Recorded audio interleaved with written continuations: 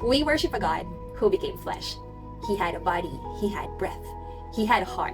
But right now, the music industry is being taken over by singers who have code, data, and electricity, but no spirit. Is this the end of true worship? Or is it just a new instrument? If you are a Christian creative, then you need to understand the difference between a tool and an idol. And that's what we will be unpacking in this video.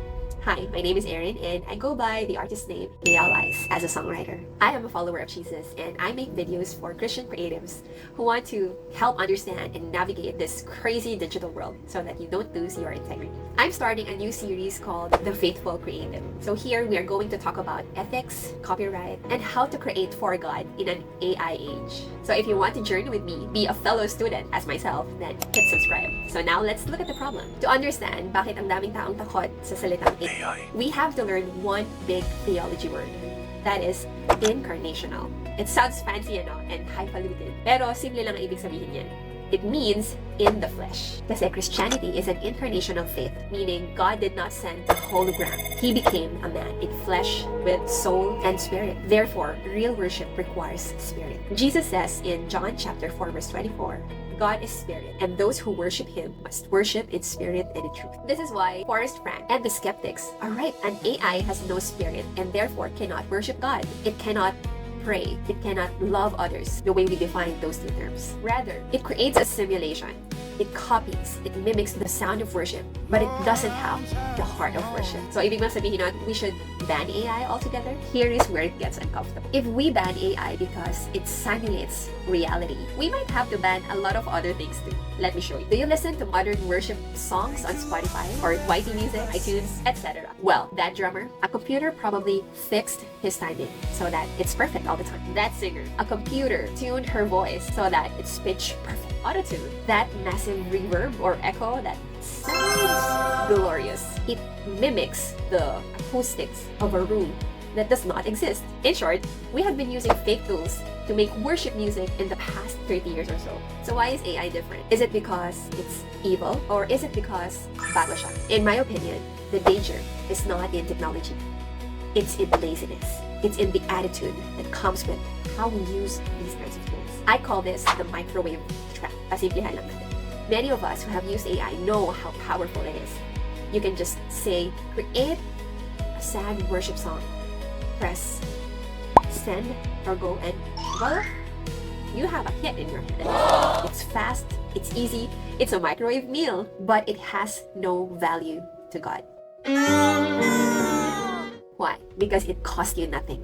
In 2 Samuel 24, King David said, I will not offer to the Lord that which costs me nothing. Worship is sacrifice. It's the wrestling, the struggle, the negotiation at times, the time and energy you spend with God.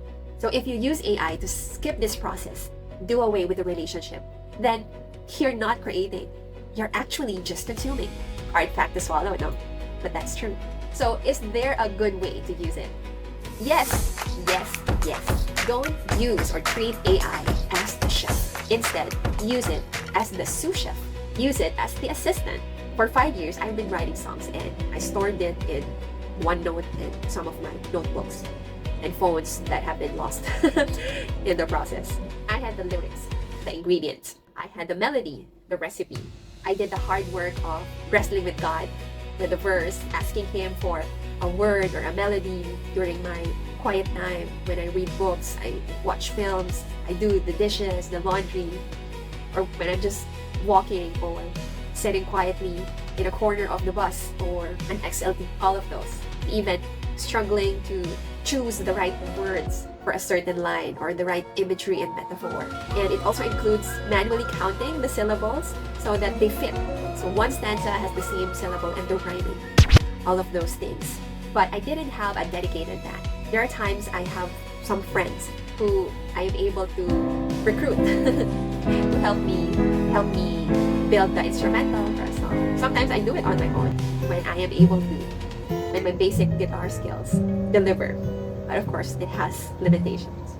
Anyhow, fast forward to 2025, and in the middle of this year, I discovered there are tools now that can help musicians and songwriters like me to give life to their creations. So I looked at it, I explored it, tried the free version, and I realized, I can use this to assist me. So I use AI as my assistant to cook the song. Of course, I don't ask it to write lyrics for me or come up with a melody for me. That can be prompted, yes, I know. But I also know that that is not creating. That is, again, consuming. And why let it do the job for me when that will just dull my creativity? And why rob myself of the ability to grow as a songwriter if I have the luxury of actually honing my craft now that I have more time in my hands? Because these technologies may not always be here. That is a fact. If you get a worldwide power outage, then they're all gone. But the natural ability to write songs, to play music, nobody can take that away from you because it's innate in you. That is what we call putting our heart in what we do. That is what we call sacrifice. That is what we call worship. The AI just brings the instrument that enables us to do it much faster and much better.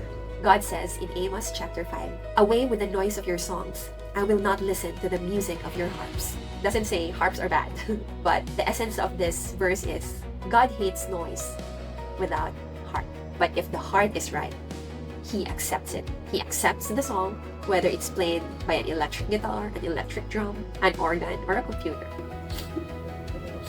So don't be afraid of the tool. Be afraid of losing the heart of worship. And as I mentioned earlier, be the chef. Stay in the kitchen. Do the dirty work. Keep the human in the loop. Don't take it out. But if you're still feeling weird about this, it might help to know that we've been here before. Yes, it's not the first time that we encountered something as explosive as this. Did you know that the church once banned the pipe organ because they thought that it was too worldly? So if you want to see the crazy history of forbidden instruments, watch out for my next video, and we will talk about that. It will blow your mind just as it blew my mind. See you in the next videos. God bless.